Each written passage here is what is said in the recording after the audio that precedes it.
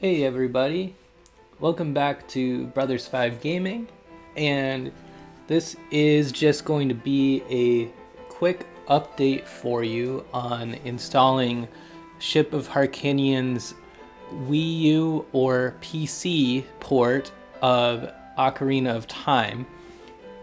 We did a video doing this, or showing how to do this previously, but the process has been a little bit more streamlined now.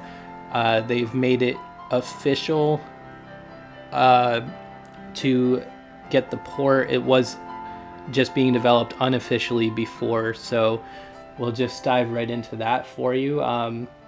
We're also listening to another Zelda medley, this time from Lara6683 on piano. And she is another awesome video game music and anime cover artist, as well as original material. So be sure to check her out if you have not heard her. So first thing we want to do is pop over to GBAtemp.net, and I've pulled up this thread already, but you can search for the Ship of Harkinian thread, or you can go at the top of the homepage to the Wii U section, and you'll probably find it pretty easily down there.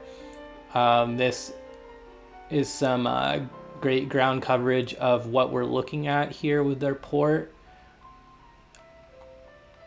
And down here under Quick Start is where we're going to find our materials we need, which I did download these already ahead of time, but just to show you, the two things you're going to need are the latest file here, and you're going to just go over to that screen here, and if you are downloading the PC port, then you would just need this file here. We're going to be downloading the Wii U port. There's also a Switch port if you have a modded Switch, and there's also files for the Mac OS and Linux, and this I have already downloaded for us, so we don't need to do that, but if you click here it will just download it for you. And then the other thing we need is our OTR GUI file, which if you click here will download that for you, which I also have downloaded, and we'll show you what those look like here in our downloads folder. And so we've got our two archives here, and we're just going to extract those.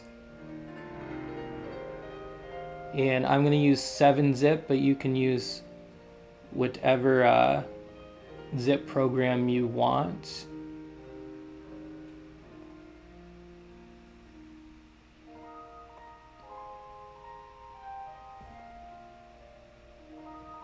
And those are extracted here, and then we'll just extract our other archive here.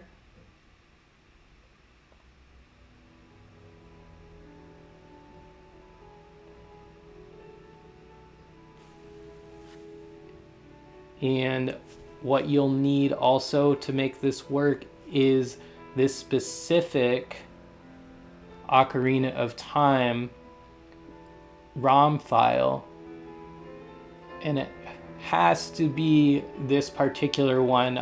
They can't offer it to you. I can't offer it to you, unfortunately, for legal reasons, but if you have this file, then you can generate this. If you don't, you can't use a regular ROM file of Ocarina of Time. It will not work, and you cannot use this, or you can also use this GameCube file if you want instead. Okay, so now everything's extracted. What we're gonna do is we're gonna pop into this folder here, and we're going to run the OTR GUI. And if you have Windows 11, it won't like it. We're just going to say more info and run anyway. If you have Windows 10, I believe you won't have to deal with that message, but it will work all the same otherwise. And I'll just drag these over for you to take a look at.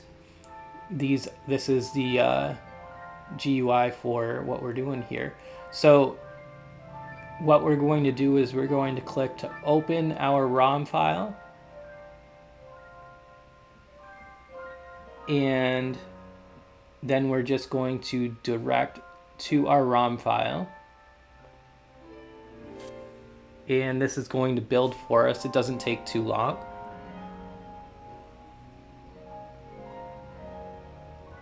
And when it's done, you'll get a nice done message here, and this will say all done. If you see a small error like this here, that's okay. It will still run. As long as you get to the completed stage, you should be all set. You can just X out. And you'll see that we now have our oot.otr file. This is our file to run the game. If you want to play the PC port, you can just open this exe for SOH right here, and using that file, that will load the PC port and you are all set. If you are looking to load this on the Wii U, we have to go an additional step here. So what we're going to do here is open up our SD card.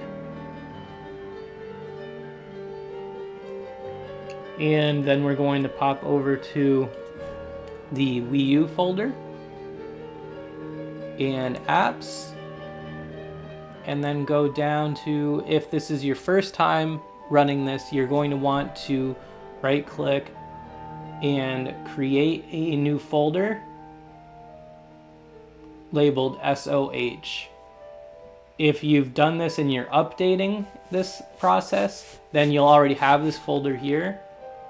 And what we're going to do is, if this is new, you're just going to drop in this oot.otr file, and you're going to drop in your soh.rpx file. If you are updating, you will also have this save folder already in here, and what you can do is you can just delete all of these files, or you can drag and overwrite them, either way. And then we can just copy or cut and paste our two files here.